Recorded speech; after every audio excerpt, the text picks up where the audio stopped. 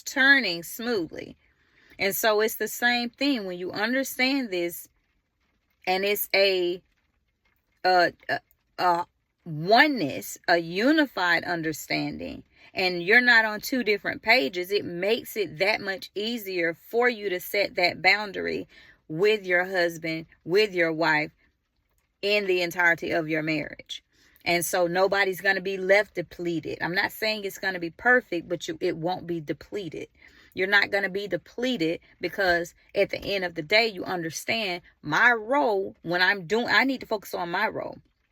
I'm not trying to be her, and she's not trying to be me, and vice versa. So instead of you having the shift of the dynamic of the woman trying to play the role of the husband, and the husband trying to play the role, or force the wife to play a certain role that was never meant for her to have because of what he's been taught, or her trying to create this unrealistic expectation of her husband because of what she's been taught, you do it the way it's supposed to be.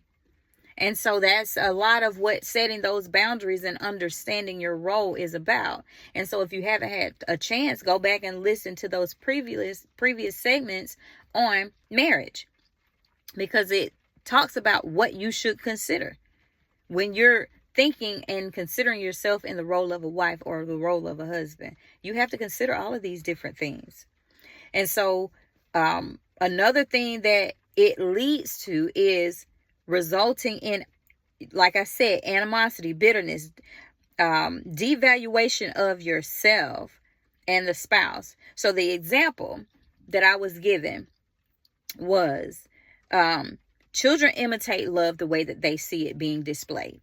And so, of course, this just has a trickle-down effect. If the husband and the wife are displaying a loving and caring and nurturing relationship, naturally those children are going to, more than likely, because sometimes you can do everything right, and I'm not talking about those cases, not that 1%, but I'm talking about the 99% where they come from a loving, nurturing, caring, and home of good communication, solid foundation, scripturally speaking, obeying, honoring, and exemplifying kingdom family, kingdom marriage.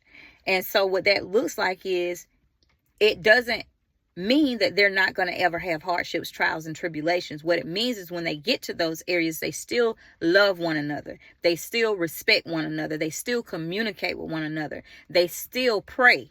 They still forgive. They still show grace. They still show mercy. They still have integrity. They still operate from honesty. They still have that ability